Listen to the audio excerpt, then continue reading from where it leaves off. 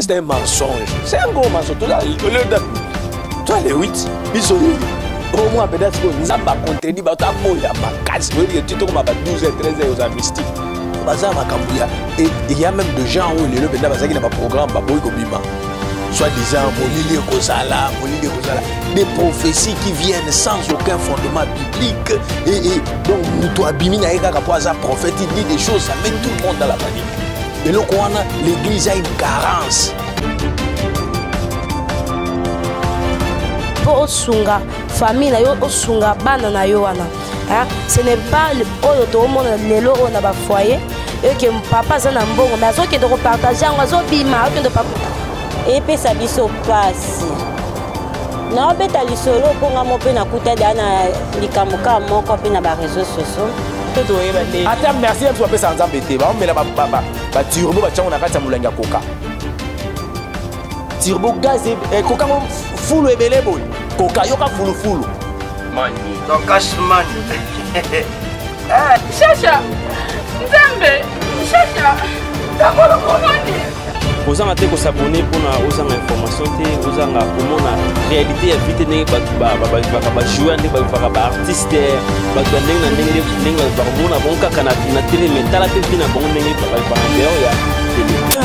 de tous les temps, il dit que la pression côté, l'homme de chef. Bimba pasteur ba ki molili okota lelo message tambola ki moni mobimba na kisasa molili okota lelo ça 3 jours na lingi na tanga muke makomi parce que il y a le mot ya carence ya enseignement na éviter problème eza faute eza partager côté ya ba pasteur biso ba pasteur na bandimi pe tozana ba message moko bo tozo pesa bandimi plus un message, il y a un Dieu de solutions, un Dieu qui guérit, qui délivre, qui donne le mariage.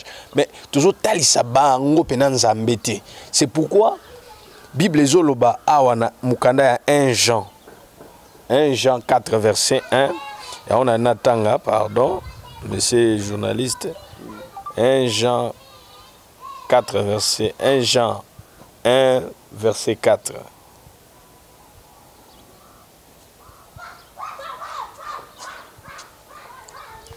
1 Jean 4, verset 1, pardon. Nazo tanga yango, bolimbisi, il faut, c'est important, il faut na le belango. C'est parce que biso ba nanzambe, nyoso na biso. Ah, on a tanga na version parole de vie.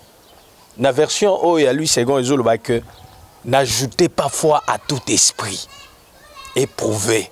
Mais ce qu'on a version oyo il y a parole de vie Zoloba. Amis très chers, ne croyez pas tous ceux qui disent nous avons l'Esprit Saint, mais examinez-le avec attention pour savoir si ces gens ont vraiment l'Esprit de Dieu. En effet, beaucoup de faux prophètes sont venus dans le monde. Tous en attendent de la fin. Ceux qui sont ensemble, ils ont enseignement, ils ont la Vierge folle. Nazo yebisa bandeko awa. Et loko moko bima ki awa suki na Bible, Il y a même des gens qui vont à l'église oh bazu ata discernement te. Ya suki. Lelo baza makambuya et il y a même des gens oh lelo benda bazaki na ba programme ba boy ko bima. Soi-disant molili kozala, des prophéties qui viennent sans aucun fondement biblique et donc muto abimi na eka ka poza prophète il dit des choses ça met tout le monde dans la panique. Et là, l'église a une carence. L'église a une carence, il y a un enseignement, il y a un enseignant. Peut-être que les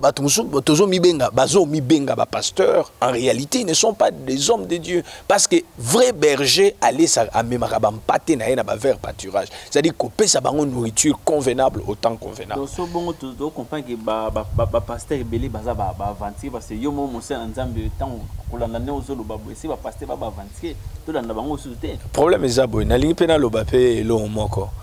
Le cola vrai billet à dollars ezalaka. Mauvais billet à dollars ezalaka. Il est vrai. C'est connu de tous que tout le monde qui se dit pasteur n'est pas d'office pasteur. Mais Nkolo aloba que nkolo aloba que tokoyeba bango na misala na bango mais info ata asali semblant ya kozala vrai ndenge nini il y a toujours là où okomona que oyo aza na semence nzambe te il a aza na babiloko mosusu réflexe moko boye ya kobimisa tu vas sentir réellement que ceci n'est pas un homme de Dieu oyo ya nzambe mais parce que le problème c'est que nous voulons juger avant le temps nkolo azoyebisa biso que toza na makoki ya kojuge te totika ivre na bleu croître ensemble. C'est ça, c'est ça. La force aussi de l'évangile est moko petango za ba faux wana na ba vrai et ça bien pour na la tami. Nkolo ye moko ayebi. Les gens veulent aider Dieu. Dieu on l'aide pas. Ça même pas sungaka été. Au partout tout le monde qui crie ba faux pasteur, ba faux pasteur, ba faux pasteur, il faut ba kufa, il faut ba salabo. Dieu est plus que fort ya batu nyonso. Nzamba ko boma. Ngana mona passage moko boyena Apocalypse.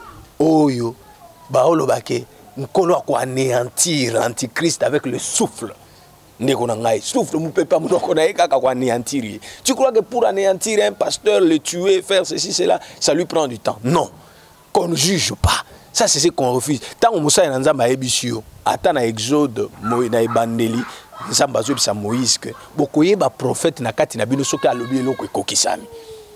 C'est d'abord un premier signe pour connaître une vraie prophétie. Mais attention, le diable aussi peut dire quelque chose. Un fils du diable, soi-disant prophète, parce que belé mbikoudi kota na ba makambo ya église okomona kaka asa prophète. Makambo na za chemin moulay. C'est pourquoi il y en a qui ont des dons prophétiques, oh il y a normal, mais il ne s'est pas laissé enseigner par de père. Parce qu'il faut ba père batangi saye ba la kise makambo. Alors par orgueil vouloir apparaître parce que Moutounio soit bien comme la liberté. C'est ce que beaucoup de gens ne comprennent pas. Mon gars, ce qui a sakola d'office a commis dadi. Ça c'est un mensonge. C'est un gros mensonge. Tout ça le date. Toi les 8 bisoye. Au moins peut-être que Nzamba contredit ta moya makasi. Vous voyez que tu te comme 12 et 13 aux mystiques. Ce sont des choses. Peut-être que la personne qui a eu le message a monaki loko moko. Hein? Il faut qu'il demande aux gens, soit qu'il entre encore en prière, parce que Dieu parle aussi par certaines images. Dieu peut parler, nakati ya prophétie, ko bimara ko lobelo te. Na pe so exemple ndeko na ngai, na tongwa avant na lamuka, na moni vision, ba soda ba landa biso, hein? Donc, kin mobimbo paralysé. Je peux donner l'exemple. Bon, en tant que combat politicien, on a été pour. Dans mon même ces politiciens là-bas, kangié, pena balongolier cinglé, ridiculisé. Donc un vent moko ya mabe, mais je ne peux pas me lever directement. Bandeko, nzamba la kisanga, kamingi tia, makambo ça paralysé. Ça c'est de l'immaturité évangélique et sacerdotale. Un vrai serviteur de Dieu, quand Dieu te parle, c'est un nzambe signe. Parce que quand tu te mets seulement au lobby et l'eau que tu as les discrédits. Heureusement, dans mon Facebook, audio, tout ça, pour mettre les gens dans la panique. Moi, je veux savoir un vrai prophète. Aïe, coronavirus. Et si là, quand je vais savoir ça. Tout ça qui a wabisonyo son naba naba les 31 les 31 on a aussi dans la mars coronavirus aussi dans la mars j'ai un aïe tout ça qui naba les 31 tout ça qui na les 31 bisonyo so tout ça qui naba les 31 to sangisi bandimi nzamba lobeli pour na année personne aucun homme de Dieu n'avait dit je vois surtout pas prophète ngai nazana nga prophète. Surtout les prophètes, ceux qui prétendent souvent avoir des messages venant de Dieu.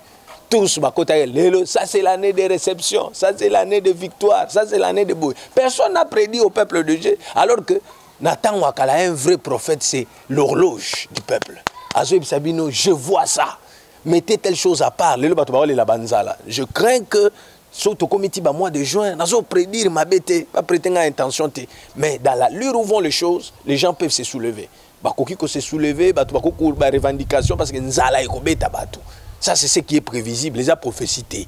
Batu déjà au monde azaki na moi tout ba provision na esili. Ba musu balera au jour, le jour ba kenara bazando tout ça, les gens sont coincés.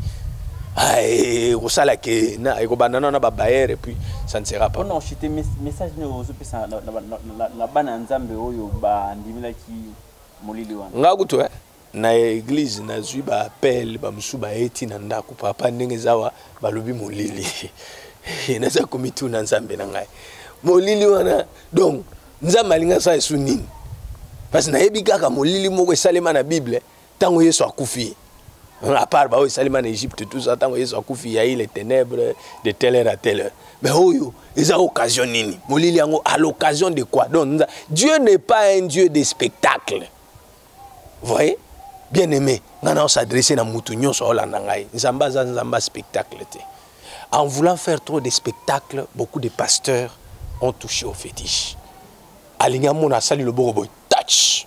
Batobabambani et Pelé. Maintenant, il voit que Dieu n'est pas dans ces spectacles-là. C'est un Nzambé dompté pour nous faire un spectacle. Après, si vous avez un côté, vous avez un Nzambé exaucé la prière. Tant que vous avez la grâce, vous avez sali bongo moni,